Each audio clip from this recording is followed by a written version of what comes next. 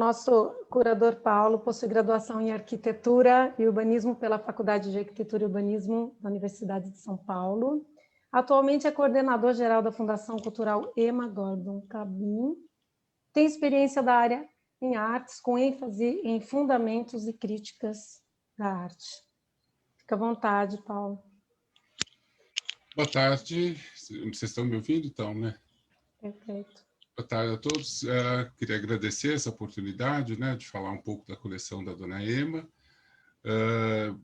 Do tema apresentado, eu preferi, no caso de uma coleção tão diversificada e panorâmica como da Dona Emma, eu preferi adotar o nome Arte Cristã na Casa Museu Emma Clabin, porque a Dona Emma, enfim, o sagrado está presente na coleção da Dona Emma de diversas culturas, né? de peças budistas, taoístas, africanas, enfim, de diversas origens, de diversos períodos, né?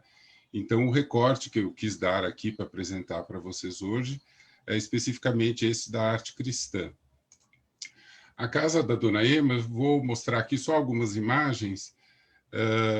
Para quem quiser fazer uma visita virtual, ela está disponível no Google Arts and Culture, né? A gente dá para fazer uma visita completa da casa, né? Por todos os ambientes. E peguei aqui justamente uma vista da galeria, onde tem esse banco do gótico tardio, que na verdade é uma parte de uma boiserie que as duas irmãs compraram juntas, e que a Dona Emma ficou só com esse banco de sacristia e a Dona Eva ficou com outras peças que foram adaptadas na casa dela, né? Mas o que eu queria falar mais é sobre uma questão da origem do colecionismo, né? Para a gente entender, no caso da Dona Emma, a coleção passou por várias fases. Ela começou como uma coleção em moldes de uma coleção europeia, de uma tradição europeia. Depois ela se voltou para temas brasileiros do período colonial, depois para o modernismo brasileiro e depois começou a entrar pelo século XX e por outras culturas. Isso tudo está descrito no livro que eu publiquei, Sinfonia de Objetos, né, que define um pouco essas questões do colecionismo, da evolução do colecionismo. Mas o que eu achei bastante interessante, né, de poder falar hoje é justamente que a arte sacra, né, quer dizer, a arte sacra cristã, né, os objetos que começaram a ser reunidos pela Igreja desde a Idade Média, eles estão na gênese do colecionismo de arte europeu, né, no padrão europeu ocidental, né, quer dizer, a partir do século V, século VI, a Igreja começa a formar, né, os seus tesouros muito ligados às relíquias de Jesus e dos santos, né, objetos feitos com materiais raros, caros, enfim, objetos de devoção, objetos de uso litúrgico também, e isso junto às coleções que foram sendo formadas pelos príncipes, pelos reis ao longo da Idade Média, seria o modelo para, de fato, o início do começo das coleções privadas, que viria só a partir da Era Moderna, do crescimento das cidades, do comércio, enfim, que daí, né, essa parte da Igreja a gente chama de mirabilia, né, quer dizer, que são os objetos todos ligados aos milagres, aos santos. Depois entra a parte de regália ligada às realezas, aos nobres, às coleções principescas. Depois, com a descoberta do Novo Mundo, entra todos os objetos naturais, né, o que a gente chama de naturalia, que daí vai criar os gabinetes de curiosidades, né, os Wunderkammer, né, que são típicos, né, de século XVI, e aos poucos a arte vai entrando, né, nesse modelo de colecionismo, até com uma separação que não havia antes, né, entre artes e ciências, e, né, entre artes liberais, enfim, isso seria assunto para outra palestra. Mas a Dona Emma, ela fez uma coleção que ela começou nesse molde europeu, né, e é uma coleção relativamente, vamos dizer, pequena em quantidade, mas a Dona Emma tinha uma sabedoria de fazer escolhas muito específicas, muito pontuais. Então, mesmo dentro deste panorama da arte cristã, né, desses tesouros da arte cristã, a gente vai ter alguns poucos exemplares de praticamente tudo, né? Eu lembro que tem uma entrevista da dona Ema, que ela realizou nos anos 80, e que perguntam, né, se ela se definia como colecionadora, e ela responde que colecionadora até certo ponto, né? E que eu entendo isso porque ela quis dizer que ela nunca foi uma colecionadora acumuladora, assim, ela nunca quis muitos objetos de uma mesma tipologia. Ela quis sempre fazer uma coisa panorâmica, fruto de uma cultura humanista que ela teve. A dona Ema estudou em Berlim e depois ela cursou a faculdade em Berna, na Suíça, e a gente tem os boletins dela, as matérias que ela mais se interessou foram justamente história da arte, literatura e filosofia, né? Então, todas as coisas que ela comprou com um certo conhecimento de causa, com um profundo conhecimento de quem tinha visitado todos os museus europeus e quem conhecia também as primeiras casas, museus que foram sendo abertos a partir do começo do século XX, né? Ela visitou a Frick, a Wallace Collection em Londres, o Jacques Marandré em Paris, todas essas casas e essas coleções serviram de modelo. Obviamente, como já disse a Ruth, Dona Ema era judia, então esses objetos eles estão aí num caráter histórico e num caráter artístico, estético, né? Eles não têm o aspecto devocional.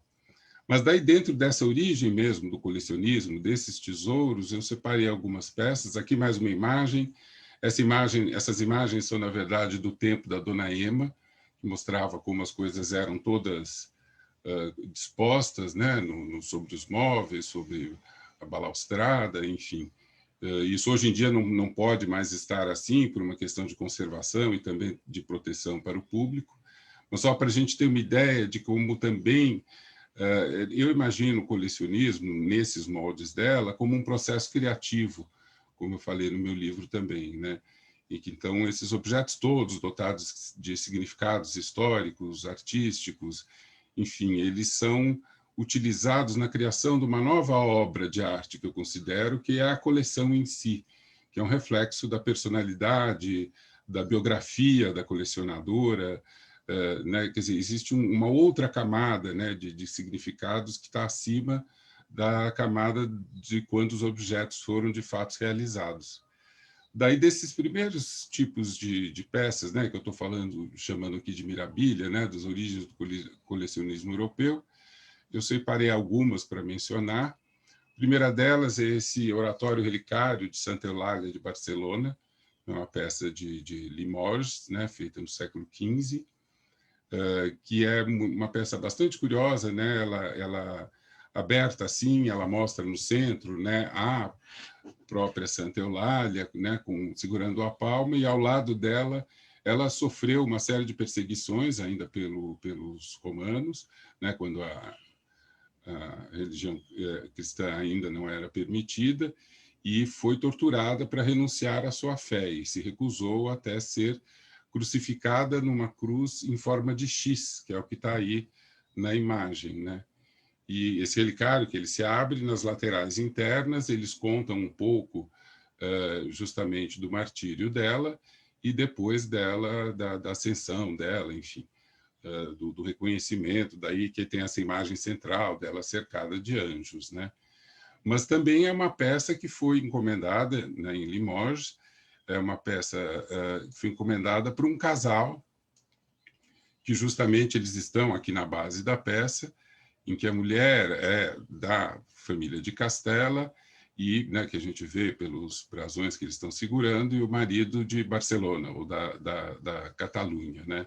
Então, também tem essa relação com uma peça que provavelmente ou eles encomendaram ou receberam de presente, e quando as duas abas estão fechadas, tem uma imagem do casal.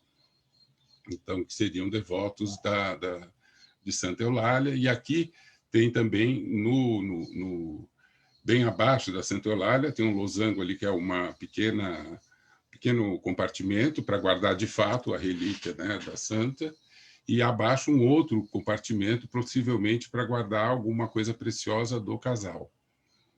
Outro tipo de peça que a gente tem esse busto relicário de São Lamberto, que é uma peça recente do século XX, que a dona Ema provavelmente comprou por ter visitado a Catedral de Liège, na Bélgica, onde está a peça original, que é essa peça feita por esse Hans von Reutlingen, no século XVI, mas que a dona Ema comprou. Há uma diferença grande, quer dizer, a peça que está na Catedral é uma peça de formato grande, tem 1,5 metro de altura, e essa peça que está na coleção Ema Clabin é uma peça de 20 centímetros, mas também retrata essa questão dos relicários, enfim, da devoção aos santos. Outra peça bastante curiosa que a gente tem na coleção é essa caixa decorativa, também em forma de cofre relicário. Na verdade, é uma peça, a gente acredita que seja uma peça histórica, né? Feita no Império Austro-Húngaro, no século XIX, quando houve toda uma moda, né, do neogótico, de resgatar os valores, né, da arte gótica. Mas há ainda uma certa dúvida, porque algumas partes dessa peça parecem ter sido reaproveitadas de verdadeiros cofres relicários antigos do período medieval, né? E só aqui para ter uma referência, eu botei imagens de outros cofres relicários que teriam servido de modelo, né? Esse de Tournai, na Bélgica, né? do século XIII, e também aqui um típico do neogótico, né? Esse feito em Paris, em 1854, e que hoje se encontra na Catedral de Notre-Dame, em Paris.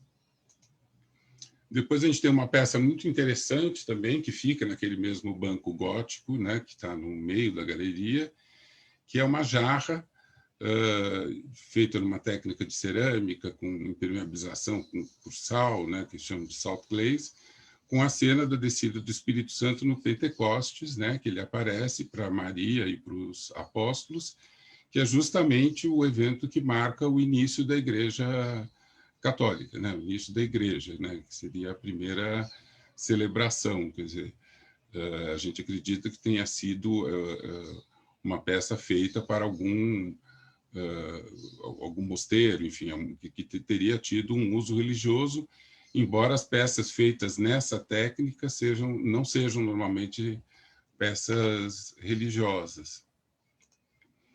E, finalmente, a gente tem essa peça aqui que é muito importante, muito rara, que é um relevo em alabastro, feito na Inglaterra, possivelmente em Nottingham, no século XV, que é uma cena da coroação da Virgem. Essas peças eram muito comuns na Inglaterra, até a reforma da Igreja Anglicana, quando elas foram todas retiradas dos mosteiros, das abadias, né? Muitas foram destruídas, e quem acabou colecionando muito dessas peças de alabastro foram os franceses, tanto que a maior coleção que existe hoje em dia desses alabastros de Nottingham está no Musée de Cluny, em Paris, né? Que acabou reunindo essas peças que foram retiradas das igrejas inglesas. E a gente ainda tem essa imagem de São Miguel Arcanjo, né, de talha de madeira, feita na França no século XIV. Isso é para retratar um pouco esse espírito desse começo, né, desse colecionismo ligado à arte sacra, né, nesses moldes europeus, enfim, que tem uma relação direta mesmo com a religiosidade, com os tesouros da igreja. Em seguida, quer dizer, esse momento da coleção também, a dona Ema entra, que foram as primeiras peças, obras que ela comprou no final dos anos 40, começo dos anos 50, e eu separei aqui alguns exemplares de pintura europeia, né, de grandes mestres europeus, e que ela chegou a adquirir. Primeira, que é uma peça bastante importante, é de um pintor primitivo flamengo, que é o Dirk Bautz, né, uma peça ainda do século XV, que, na verdade, são dois painéis que provavelmente, na origem, faziam parte de um retábulo muito maior, com outras cenas da vida de Maria, que nessa composição que ela comprou, tem apenas a cena da Anunciação e da adoração do menino Jesus. Mas provavelmente isso fazia parte de um retábulo bem maior, com outras cenas. Até aqui eu coloquei as imagens, vamos dizer, na ordem certa, mas até na moldura em que está na casa, a ordem está trocada. A adoração está à esquerda e a anunciação está à direita, o que cria uma certa estranheza quando a gente conta para os visitantes. Depois, também, seguindo muito um padrão de decoração e de colecionismo europeu, a Dona Ema tem essa tela da Sagrada Família, que é atribuída a Jacopo Francia, um pintor bolonhês do século XVI, que fica logo na entrada da casa, fica bem no hall de entrada da casa, e que reflete muito isso, quer dizer, um desejo da Dona Ema de imitar um estilo de decoração, uma disposição de obras, como se fazia em casas europeias, como se fazia nos grandes ambientes, de você ter logo essa imagem logo na entrada da casa. E também logo depois, no começo da galeria, a gente tem esse tondo, que é atribuído a Raffaellino del Garbo, de Florença, que é a Virgem com o menino, São José e São João Evangelista. E que daí tem ali o comecinho, o princípio era o verbo, e o verbo era Deus, enfim, tem o comecinho do Evangelho, que eu destaquei, fiz o destaque ali na imagem, de São João. É uma pintura belíssima. A Dona Ema, na verdade, ela, logo antes de começar, de fato, a coleção, ela viajou para os Estados Unidos e viu uma exposição grande que tinha sido montada com os tesouros dos museus alemães. Os americanos tinham recolhido muitas obras de arte dos museus alemães e fizeram uma exposição itinerante que fez muito sucesso nos Estados Unidos, e durante um certo período até houve uma dúvida, nesse período de pós-guerra, se eles devolveriam para a Alemanha. Mas tinha sido justamente essas pinturas que a Dona Ema tinha visto na juventude quando ela estudou em Berlim, porque essas pinturas estavam nos museus de Berlim. E no catálogo dessa exposição, a Dona Ema fez uma série de anotações que provavelmente já eram as intenções dela do que ela gostaria de adquirir naquele momento. E, nesse caso, ela queria muito ter comprado um tondo de Rafael mesmo, mas acabou se apaixonando por esse, do Raffaellino del Garbo, e trouxe para a coleção. E, finalmente, a gente tem aqui, já de um período posterior, este retrato de dama, como Santa Cecília, que é atribuído ao Círculo de Pierre Gaubert, um pintor francês, e que é uma obra que se encontra acima da cabeceira da cama dela, que provavelmente a gente acredita que ela tenha escolhido essa obra, escolhido essa localização, justamente para evocar a paixão dela por música, Quer dizer, a Dona Ema, uma das áreas que ela mais atuou aqui na vida cultural de São Paulo foi na música, promovendo orquestras, promovendo concertos na própria casa. Então, é significativa essa colocação desse retrato de dama como Santa Cecília acima da cama dela. E daí o que eu queria chamar a atenção é isso, que justamente com poucas peças, que a gente viu, a gente tem momentos-chave da história do cristianismo, e a Dona Ema, que tinha um olhar muito aguçado, e uma grande percepção, ela conseguiu, com poucas peças, já ter um panorama bastante significativo dessa arte cristã europeia. Depois, também, junto com esse conjunto, ela adquiriu algumas gravuras, que eu trouxe aqui para destacar.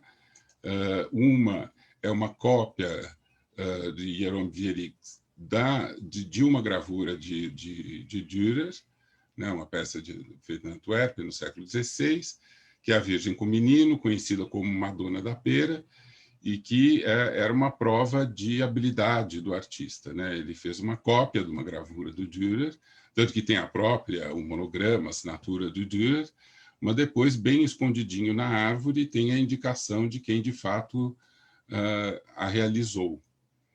E outra obra, extremamente importante, é uma gravura do Rembrandt, que é o de Cristo e a Samaritana, que também é um momento, eu acho que tem um significado importante também, até para a Dona Ema, que era judia, que é justamente, né, essa questão, né, do diálogo entre pessoas que não são da mesma religião, né? Eu acho que isso... E também dentro do padrão, ela tem outras obras, outras gravuras do Rembrandt com outros temas, mas isso pode ter sido a motivação da escolha dela. Isso marca bem o que eu chamo, né, desse colecionismo europeu na coleção dela, que é uma coisa que vai do final dos anos 40 até o final dos anos 50, aproximadamente. Mas logo em seguida, ela, influenciada por muitas coisas que estavam acontecendo aqui no Brasil, ela vai se interessar muito pela imaginária sacra brasileira. Isso, na verdade, é uma coisa que tem uma origem anterior, né? Eu acho que aqui no Brasil começa desde a proclamação da República, uma preocupação muito grande na criação de uma identidade nacional, e depois os próprios modernistas, Mário de Andrade, enfim, vão reconhecer na nossa arte do período colonial uma originalidade, uma autenticidade, e que traria essa, né, que seria uma coisa importante de resgatar, e isso vai acabar resultando, né, na criação dos fãs, no tombamento das primeiras igrejas, cidades históricas, enfim, e vai começar a despertar o interesse dos colecionadores.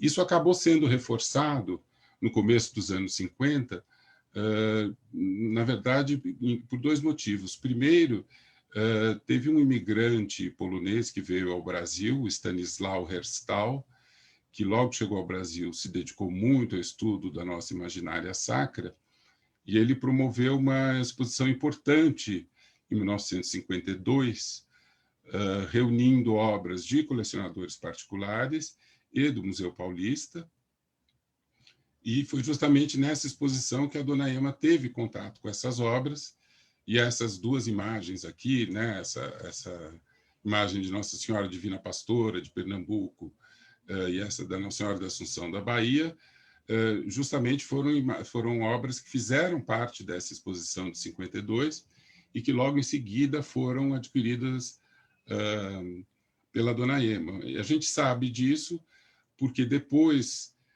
o Stanisław Herstal ele refez essa exposição em 1954, durante as comemorações do quarto centenário da cidade de São Paulo. E logo em seguida publicou um livro, em 1955, né, Imagens Religiosas Brasileiras, e nesse livro, na publicação, essas duas imagens e mais algumas já aparecem como de propriedade da Dona Ema. E isso faz parte desse segundo momento da coleção, que a Dona Ema vai se interessar justamente por o período colonial brasileiro, não só na imaginária sacra, mas também em mobiliário, em prataria, e que eu acho que faz parte também do espírito dela, que era filha de imigrantes e que também tinha tido uma formação muito europeia, uma tentativa de integração aqui com a sociedade brasileira, com o que ela via na casa de outros colecionadores e na casa de outros paulistanos que ela frequentava. Eu vou destacar aqui mais só duas imagens, uma imagem de Santana Mestra, que é feita em terracota, que é belíssima, e uma imagem de Virgem Santíssima do século XVIII, que compõe essa coleção. Na verdade, eu estou aqui dando só alguns destaques, e como, não sei se falei no começo, mas também destacando aqui, eu não sou especialista em arte sacra, né, e sim em colecionismo, enfim, em outros temas, e tenho me dedicado ultimamente ao estudo de artes decorativas. Mas, na verdade, eu estou mostrando aqui 4 imagens de um conjunto de mais de 40 imagens que estão dispostas pela casa, né? Como eu falei, a Dona Ema não era de repetir muito os temas, né? Ela tinha sempre uma peça de cada tipo, uma imagem de, né? A única que se repete realmente na coleção, que a gente chega a ter 6 peças, é justamente a imagem de Santana Mestra, mas que fica muito difícil a gente saber se isso era alguma referência vamos dizer, pessoal, psicológica dela, enfim, alguma referência à mãe, que ela perdeu muito cedo, ainda nos anos 20, ou se era simplesmente um reflexo de uma moda entre os colecionadores daquele momento, porque há também uma presença muito grande de Santanas Mestras em outras coleções, né? Então, eu acho sempre muito difícil a gente atribuir. Mesmo algumas outras peças que eu mostrei aqui, aqueles cofres relicários no começo, por exemplo, aquele de Santa Eulália, na verdade, hoje em dia, com a pesquisa que foi desenvolvida pela Fundação esses anos todos, a gente tem um conhecimento muito maior sobre as peças do que a dona Ema tinha. Aquele oratório relicário, por exemplo, ela comprou porque era uma peça de Limoges e ela queria uma peça de esmalte de Limoges. Não há indicação nenhuma nas listagens que ela tinha da coleção que ela soubesse que aquilo era de Santa Eulália e de que aquilo tinha sido feito por um casal de Castela e Catalunha. Então, a gente tem que também ter um certo cuidado na hora de interpretar a coleção, porque tem muitas informações que a gente tem hoje e que a gente tem sempre que verificar se a dona Ema tinha essa informação quando ela comprou, né? É sempre um desafio, né? Nesse caso de uma coleção fechada, né? De uma coleção privada, né? No Museu Casa, a gente fazer essas interpretações. Daí aqui, só para vocês entenderem, né? A quantidade de peças que tem, esse armário, que foi uma criação do decorador dela, que eu já explico, é onde estão uma boa parte dessas imagens. As imagens que vocês estão vendo aqui, à exceção de duas que são europeias, o resto são todas imagens brasileiras, né?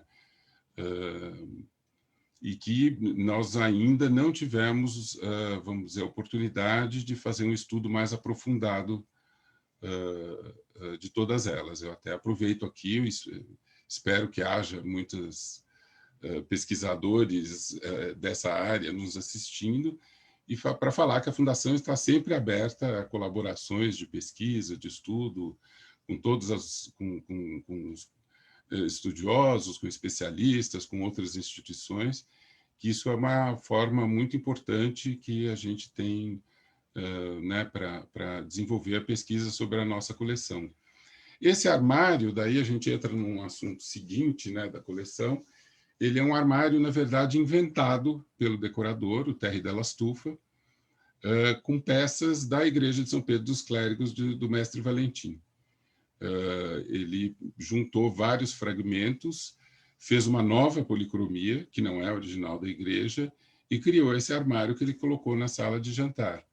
Mas a dona Ema acabou, na finalização da decoração da casa dela, no finalzinho dos anos 50, no começo dos anos 60, ela acabou adquirindo muitas peças da Igreja de São Pedro dos Clérigos, que agora eu vou mostrar aqui só uma parte também.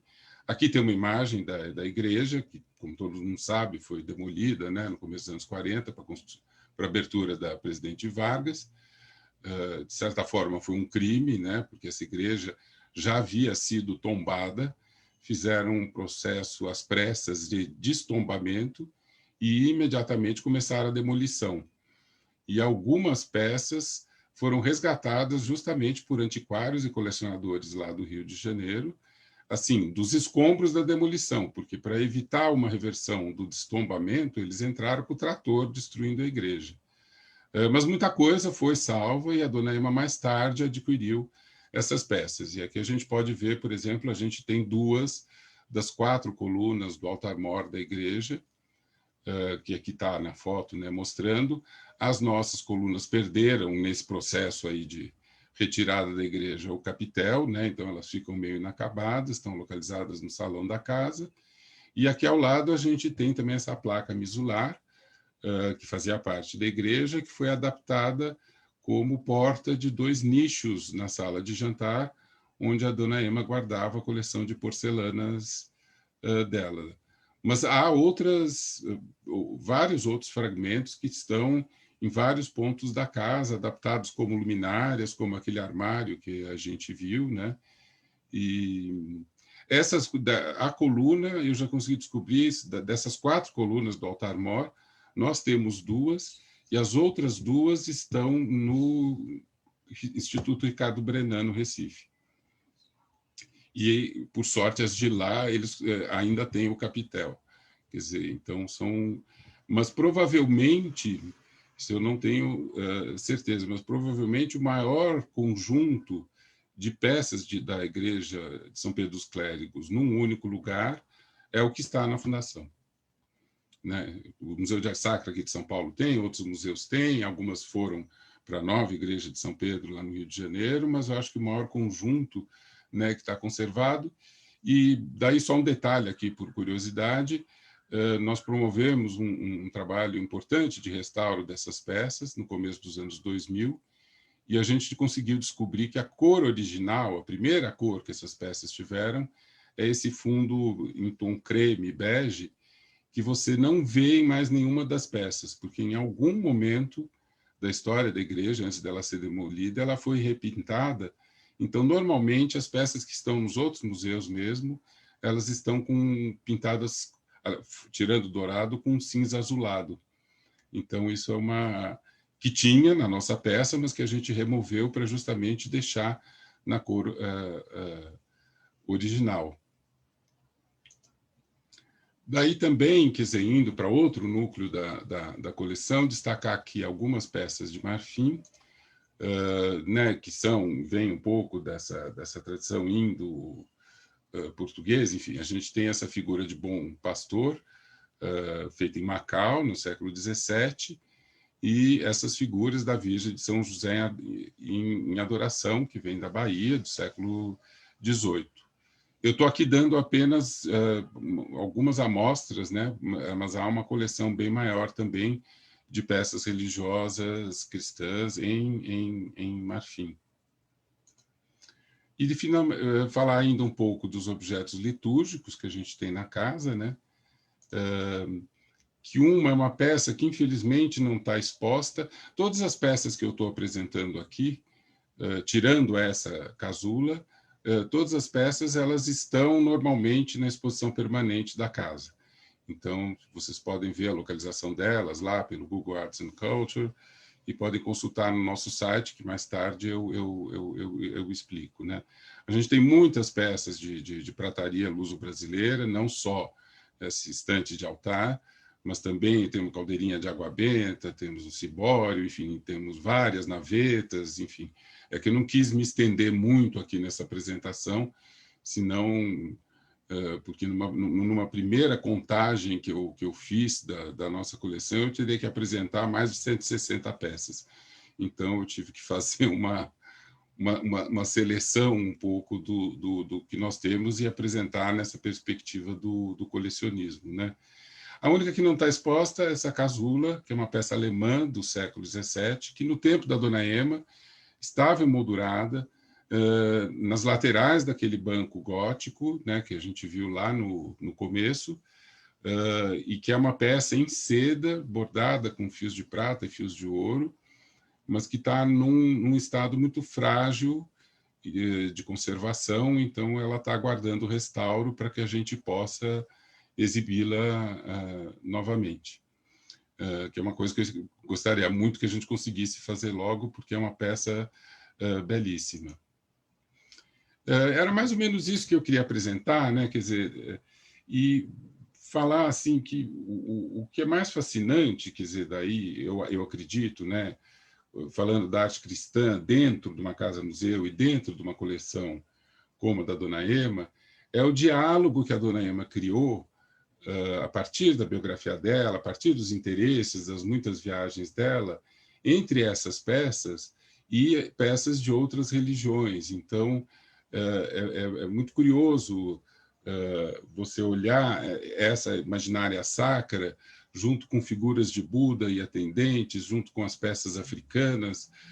Eu acho que há um diálogo riquíssimo na casa, uma disposição que foi feita pela Dona Ema com muita sensibilidade, muita inteligência, né? E que eu acho que é a riqueza, né? E a gente justamente preservou os ambientes da casa como eram, na maior parte, enfim, como eram no tempo da Dona Ema, para que as pessoas pudessem ver essa associação de peças que ela fez, esse diálogo que ela promoveu dentro da casa dela, de culturas, de épocas diferentes, de religiosidades diferentes, né?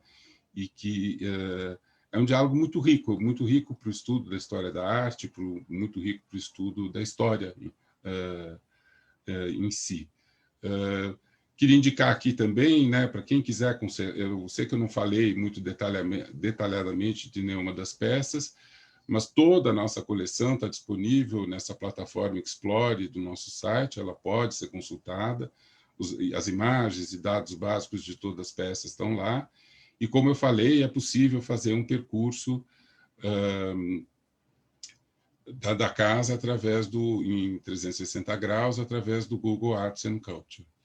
E também lembrar aqui que aquele retrato de dama como Santa Cecília já foi objeto de um estudo da Karen Filipov, que, se vocês procurarem, isso está disponível online, e que ela também fala um pouco dessa relação das peças cristãs sacras junto com as peças profanas, enfim, as outras religiões da coleção, enfim, um trabalho bastante interessante. Eu gostaria de ter tido tempo de preparar melhor essa apresentação, por motivos pessoais eu não pude, mas espero que tenha contribuído para essa conversa de hoje e agradeço a todos.